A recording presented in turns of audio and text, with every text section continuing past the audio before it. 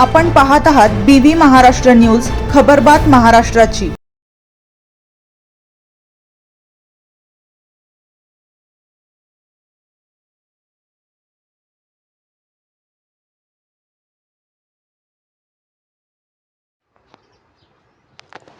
ताहराबाद वनक्षेत्रात तरस्व बिबट्याची संख्या जास्त, गणनेत 34 वन्य प्राण्यांची नोंद।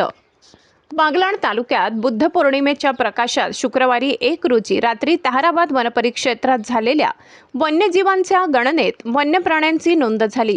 त्या संदर्भात अहवाल पाठवण्यात आल्याची माहिती मालेगावचे उपविभागीय वन अधिकारी शेखर तनपुरे यांनी दिली।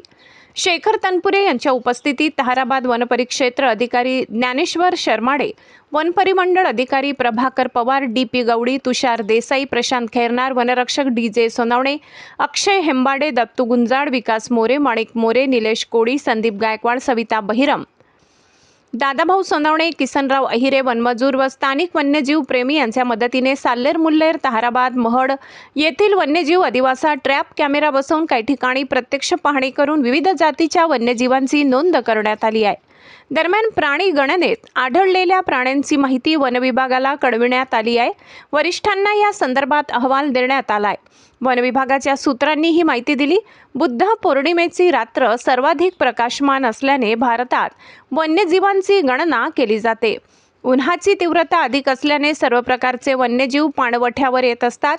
वन्यजीवांच्या संख्येत वाढ होण्यासाठी नागरिकांनी जास्तीत जास्त वृक्ष लागवड करून संवर्धन करणे ही काळाची गरज आहे, अशी माहिती उपविभागीय वन अधिकारी शेखर तनपुरे यांनी दिली आहे।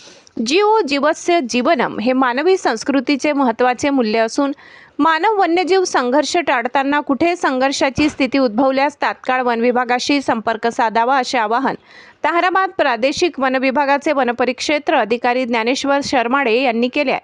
तर माणूस सुद्धा एक प्राणी आहे, म्हणूनच आपल्यासारख्या दुसऱ्या जीवांचे संवर्धन करणे ही काळाची गरज आहे, असे प्रतिपादन ताहराबाद येथील सामाजिक कार्यकर्ते अविनाश खन्ना यांनी केले।